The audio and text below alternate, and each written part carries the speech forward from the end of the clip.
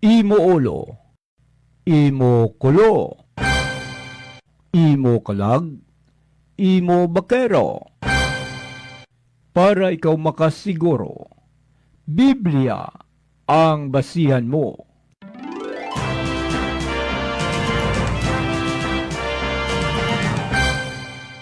Diri sa Kape kag Pandisol. Kape kag Pandisol. Upod sa kay Pastor Ruvel Marañon. Kape kag Pandisol.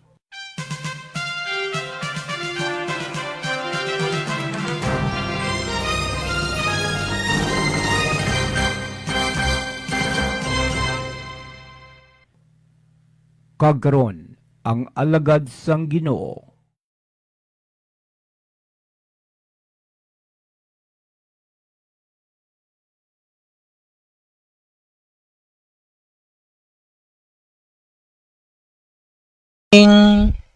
Samta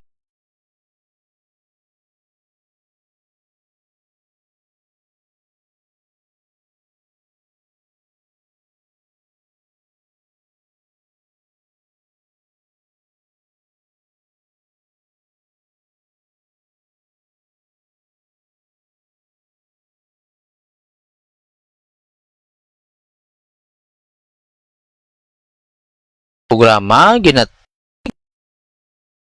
ka-faith kag pansol para ang ato na faith mag-increase, ang ato na soul makakaon sang pulong sang Ginoo, buksan ta ang aton lang ginabasihan, wala natasang iban nga ginasandigan ang nagasugid sang kumpleto nga kamaturan ang pulong sang Ginoo nga nakasulat sa Biblia. Kay ang topiko ta subong mga biyan kag mga utod ko kay Kristo Jesus, Christian Freedom Part 2. Kag mabasahan ta lang na sa Galatians chapter 5 verse 1 sa Hiligaynon nga version. Buksin niyo mga Biblia dira. Akon pagbasahon, sunda lang sang inyo mga mata. Galatians chapter 5 verse 1. Hiligaynon version. Ginhilway kita ni Kristo agud indi na kita pag-ulipunon sang kasuguan ni Moises. Gani magpakalig-on kita sa aton pagtuo kag hindi na kita magpaulipon pa liwat. Christian Freedom Part 2. Sang nagligad discuss ta sa inyo nga ang pinaka-importanting aspect sa Christian freedom ang aton responsibilidad nga hindi na kita magbalik sa pagpangabuhi under sa layi. Kay si Apostle Paul ginkumpara niya gid na nga slavery, no? Burden by the yoke of slavery sa Galatians 5:1. Daga pakita nga kung naluwas ka na, nagbaton ka na kay Kristo Jesus bilang manuluwas kay Dios, pagkatapos ara pagid ang pagsunod mo sa lahi, but singanon that is legalistic form of religion, hindi na nagugma. Kaya hindi tayo ma-earn ang righteousness pagi sa lahi. Ang purpose sang law nga i-define lang yung aton sala kag ipakita nga kinanglanon tagid ang Savior kay hindi kita kaluwas sa aton kaugalingon. Sa mo nang purpose sang law. Pero ang Christian freedom naga-involve sang living nga hindi na bugat ang mga obligasyon kay ara na kita sa grasya sang Dios. Nabutang na sa Romans chapter 6 verse 14. Basahon tabla. Romans chapter 6 verse 14. For sin shall not have dominion over you, for you are not under the law but under grace. So, in Christ, pag-ara na kita kay Kristo Jesus, libre na kita sa pag-oppress sining layi sa aton. Libre na kita sa ginatawag nga pagbayad sa sala. Kag libre na kita sa gahom sang sala. Ang Christian freedom, hindi niya lisensya para makasala, kundi kahilwayan niya nga ara na kita kay Kristo Jesus, pero hindi kita libre nga mga buhi kung anong gusto sang aton unod. Nabutang gina sa Galatians chapter 5 verse 13. Basahon ta na blaliwat. Silindra sa Galatians chapter 5 verse 13. For brethren, you have been called unto liberty. Only not liberty for an occasion to the flesh, but by love serve one another. Botsing anon, kita nga believer, hindi kita libre nga maghimo sa sala, pero libre kita ya mga buhi nga ginatawag nga balaan nga kabuhi sa kay Kristo Jesus. Ang Christian freedom isa pa gina isa sa mga ginamba ko to nagligan nga paradox sa Christian faith. Kay ang tudtod nga freedom, willing ka nga mangin sulugoon ni Kristo Jesus. Kag matabo lang ini kung may relasyon ka na sa iya, gintuuhan mo sa bilang manluwas kag Dios. Ginsurrender mo na ang imo kabuhi nga siya na gid ang sentro sa imo kabuhi, siya na ang King of Kings kag Lord of Lords sa imo kabuhi.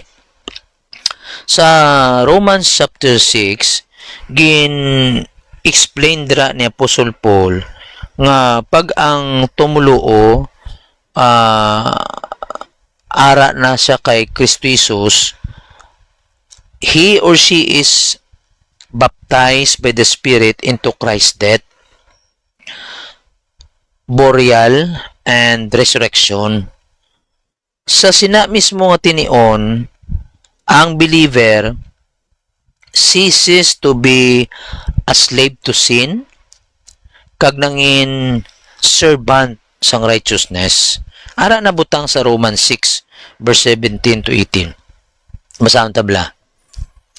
Romans chapter 6 verse 17 to 18. Silindra, but God be thanked that you were the servants of sin, but you have obeyed from the heart that form of doctrine which was delivered you. Being then made free from sin, you became the servants of righteousness.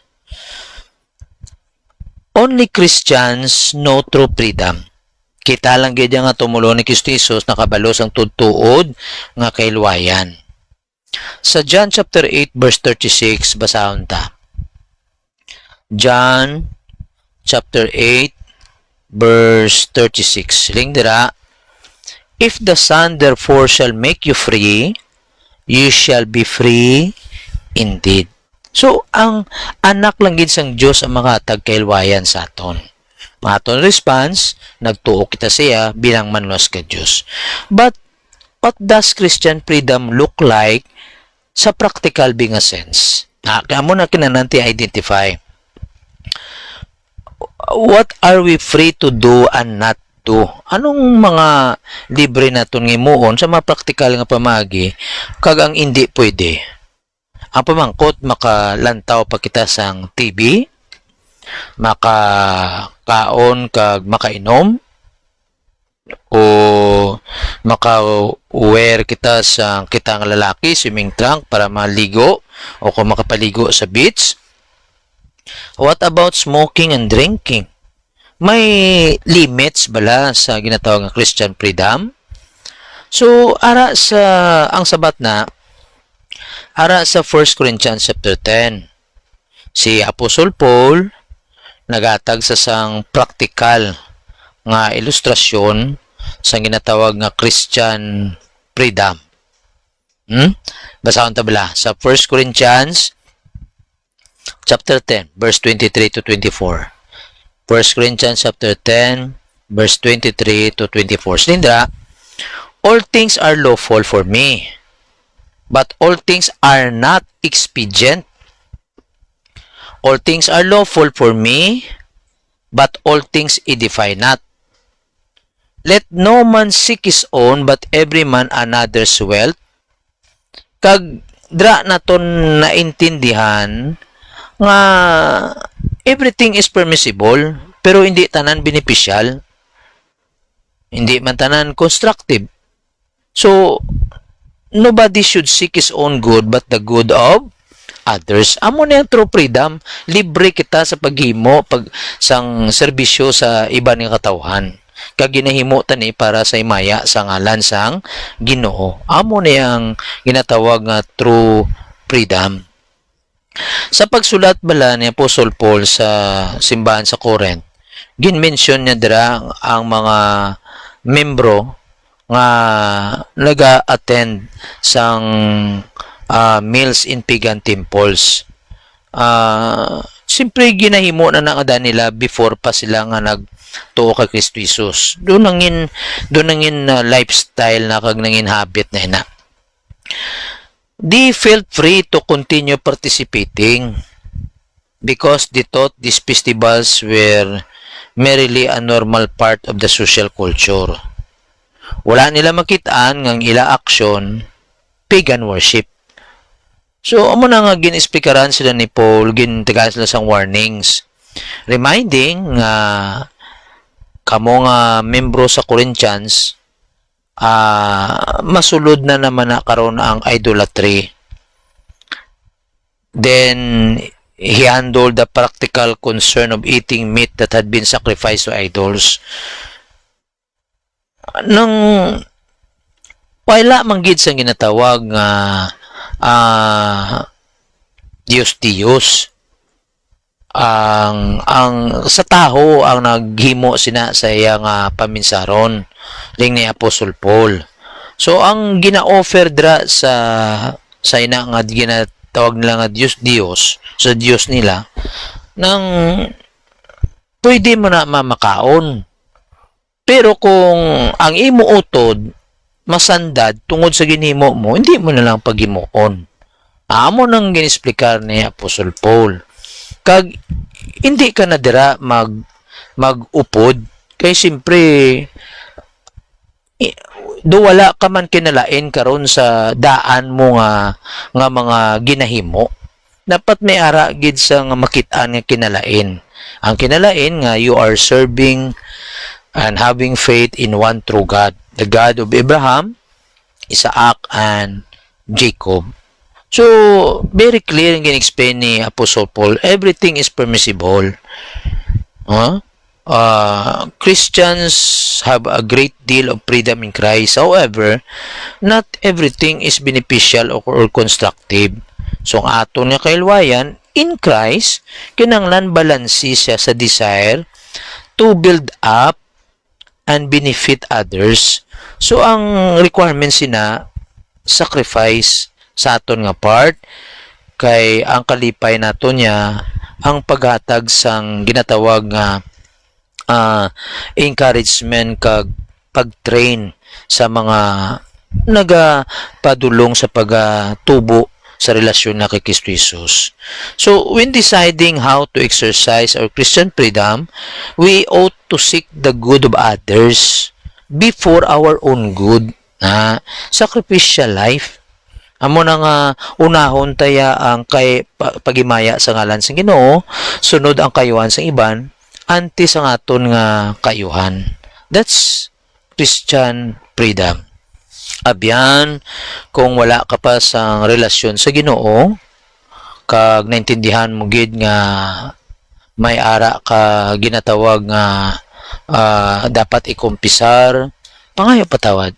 Kaya ang Diyos once nga seryoso ka sa pagpapatawad, Diyos taya maluluyon gina nga patawaron ka sa imong mga sala. Kag tinluan ka pa sa imong mga unrighteousness. Kag batuna ang yabog tong anak nga si Kristo Jesus nga manginmanluwas mo ka Diyos, and surely you have eternal life.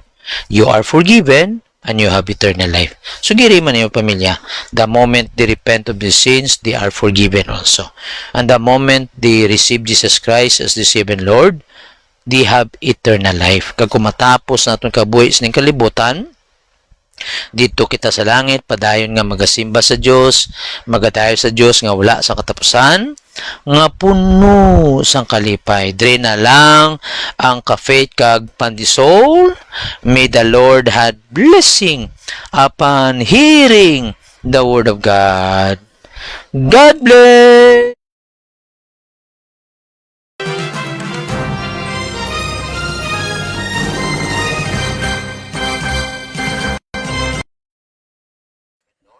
Thank you for viewing and listening. Ka-faith kag pandisol. A godly morning to all. So, salamat gid sa tanan-tanan nga nag-upod sa sining kagaon. Ang programa naton nga ka-faith kag pandisol, no? Gina-monitor ko pa kung gasulod ang audio naton. Nga to naman din nga mic nagkuan bali. Bali naman. No, so, mga gamit na to magdugay kaguba, pero sige lang. Ara ang sound. Okay, so salamat gid kag ang nagligad naton nga topic ang ambal ko drigili is godly morning to all, continue to be joyful in doing God's command. No? God bless us more abundantly. No, so nagligad ang aton topic Christian Freedom Part 1. We have 138 views. We have 13 hearts and likes. So salamat gid. Kag sa sining aga nagupod sa aton dre una-una gid si Ma'am Lisette Paguntalan. Thank you so much Ma'am Lisette. Kag sa tanan nga Paguntalan family, God bless sa inyo. Salamat man kay Tatay Jess Reyes is watching. Siling Edri, good morning Pastor Robel and family, all viewers and listeners, God bless. Kag sa tanan nga Reyes family, God bless. Kag thank you so much man sa kay Bro Jeffrey Purato is watching. Thank you so much Bro Jeff. Kag siling Edri, good morning Pastor Robel and family, and to viewers and listeners of Ka-Faith and Pandisol, God bless us all. Kag sa tanan nga Purato family, God bless gid sa inyo. Are mandre si Bro Juban Bustamante. Thank you so much Bro Juban. Kag regards lang ko da kay Mrs. mo sa mga duwa mo kasulog da, mga upod naton da nga fishermen, kag sa mga cook, no? Sa tanan nga Bustamante family, God bless man sa inyo. Salamat man sa kay Bro JC Galbi Miranda. Thank you so much Bro JC. Regards kay Mrs. mo, kag sa imo anak, kag sa mga kabataan dra sa Punta Taytay. Sa tanan nga Galbi kag Miranda family, God bless sa inyo. Thank you so much man sa kay Sis Leah Bitanya Gremio is watching. Thank you so much Sis Leah. Kag regards kay Mr. mo sa mga kanakan mo, no? Kag sa tanan nga Bitanya kag Gremio family, God bless gid sa inyo. Kag sa nagligad, no? Subong na update na, no? Mga naga-birthday sa sining adlaw nagasaulog sila nga birthday. Happy birthday Nanay Nilda Vergara Ligatam. Happy birthday kay King Melchizedek Juyad. Happy birthday Daniel Pason, Juan Carlos Erwin Dumaicos, Rector Kadayday, Tess Dilos, Lander Citizen, kag Robert Alcampor. Belated happy birthday man sa Domingo kay Bro Alinadel Amangka, Jaime Olivares, Yan Stals, kay Ralph Chinay Arsenio, kay Eileen Moranti Robanti, kay Bookstar de la Serna, kay GC Cantiga, kay Oliver Lapos Mansano, belated happy birthday, kay Louis Jan Cortisa, kay Anan, belated happy birthday, kay Claire, kay sang Sabado, kay Roslyn Rivera Gayutayan, kay Jinky Sumbito Gambua, Dumadaog Raul, kay Rosemary Sibunga, kay Hani Amitis Daginot, kay Mandy Angeli Padriga, kay sang Saturday, no? So, white sang Saturday nga dan mo.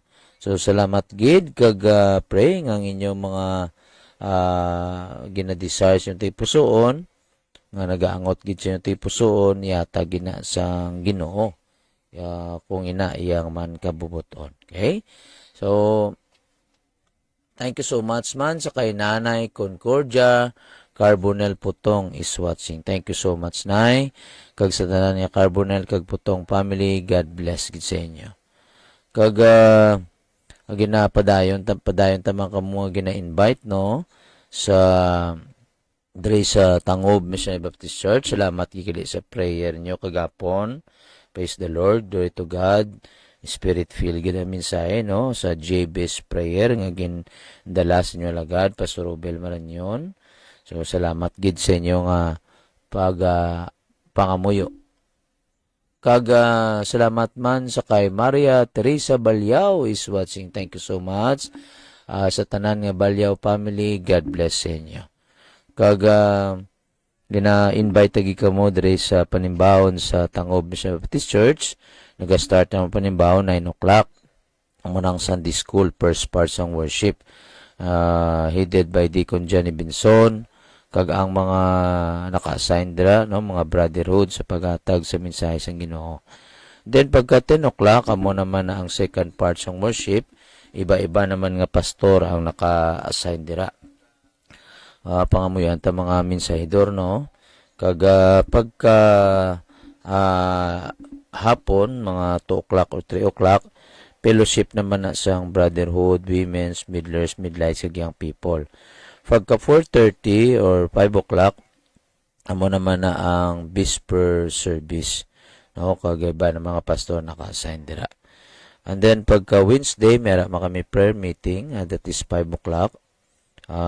Kung gusto niyo mag-upo di sa amon, kung hindi ka mo katultol, sakay lang ka mo sang jeep nga Tangob, panaog ka mo da sa may barangay hall, sakay naman ka mo tricycle o kung tricycad, ang balon nyo lang nga padulong ka mo sa Tangob Christian Academy, no? Para hindi ka mo magtalang kay amo man ang amon nga school ministry, no? Kaga kalabanan amo nang nadunduman ang TCA, no? So welcome kay dira. Let's worship the God in spirit and in truth. Maupdanay kita, no? Kaga every Saturday mayari kami diri nga health and wellness program sa mga brotherhood, no? Every 5:30 to 7 mga brotherhood, midlers, alumni, no? Kag to mo dia makapabalasta, makabasketball. And then pagka 7:30, pagka 7 o'clock, iyan naman na sang youth sports, no? Headed by Deacon Gilbert Flores, kag chairman dira si Tatay Norbing Ligatam, upod sa kay Rayman, upod sa kay Ryan, Pastor Benji Ara Mandra, no? Pastor Bert, Pastor Rodi Rayua, kag si Bro Melvin Dao, upod na sila, no? Kung may mga kabataan ka mo mahilig mag-basketball, mag-volleyball, mag-badminton, mag-ping-pong, mag-chess, may pickleball, pakagtuan nyo diri. Every Saturday, 7 o'clock to 11. Kay training o na sila nga libre, the same time may libre pa na sila nga snacks, tubig, kaga libre man ang training sila. Kaga ang pinaka-importante nga makabati sila sa pulong sa Ginoo para magdako sila nga mayara sila nga godly values based gidya sa Biblia. No? Kag makabaton sila kay Kristo Jesus bilang manluluwas na kay Dios. Kag sila naman ang gamiton nga sa ila pamilya wala gid sang isa nga may mawala kay masira na nila sang gospel of salvation. So amo nang ginahimo naton. And then, as may mga Bible study man ta everyday, please pray. Ang campus sa Bible study sa Middle High School, no? Pasalamat kita da kay Ma'am Grace Yasar, kag sa principal, kag sa mga teachers, mga estudyante, ginabaton kita nila. Kag every lunchtime, 12:10 pa kag to 12:50. No? Importante nga masiran ta sila sa gospel of salvation. Okay? Kag ang every Saturday man may ara outreach, no? Pray for Bible students naton kag mga volunteer workers ara gid ang kalipay to serve the Lord, no? So amo nang imuon tagid, no? Pag sabog mga Bible study naton, no? Sa mga pamilya naton, no, siran tagid sila sa gospel of salvation. Kay hindi gusto sang Dios nga maski isa nga may mawala, no? Kay palangga niya ang kalibutan tanan. Amo nang kita man kung ara na sa Kristo Jesus sa aton tipusoon, ina ang pagpalangga mag-overflow gid. No? Pahagi sa pagsunod sa iyang sugo nga mag-go and preach the gospel to all creature. Saan natin ipalangga ining mga program diri sa Facebook namon, ka Faith Pandisol, Pastor's Wife Corner, yan ni Sister Maranyon, ang Memorize Verses Day, ang yan ni Emmanuel P. Maranyon, ang Team BC Outreach Morning Meditation, Monday to Saturday na, ang Monday nga hosda si Bro Melvin Dahaw, Tuesday si Bro Raymond Cabisillas, Wednesday si Bro Ricardo Galagati, Thursday si Tatay Jess Reyes, Friday si Bro Ryan Medjabilla, Saturday si Bro Cecil Caceres. So, ibang paging program si Bro GC Galbi Miranda may programa na sa Facebook.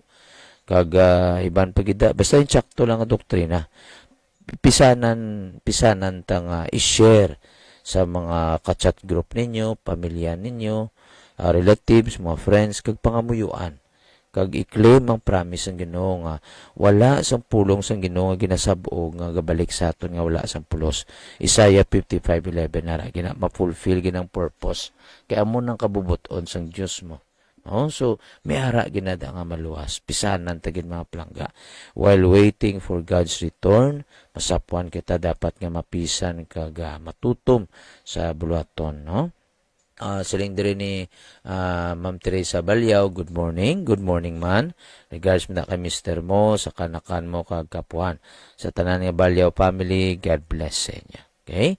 So, please pray also sa school ministry sang Team BC mo na ang Tangob Christian Academy Incorporated. Gahara na, home visitation na sila. Kagwapod mada ang inyong alagad, no? Pastor Robel Maranyon, no? Pod kay Pastor Bert Riverde man, no? So pray sa aton nga principal si Doc Ipren Lanasi, kag sa mga teachers naton, mga students, mga parents, mga mga tagi nga wala gid sa isang may wala tanan gid makadangat sa kaluwasan, no? Kag mag-start naman sila Bible study nga si Pastor Bert ang naka-assign dira. So, pangamuyuin nga magsigisigi. Tanan nga kapastoran naton, pangamuyuan naton.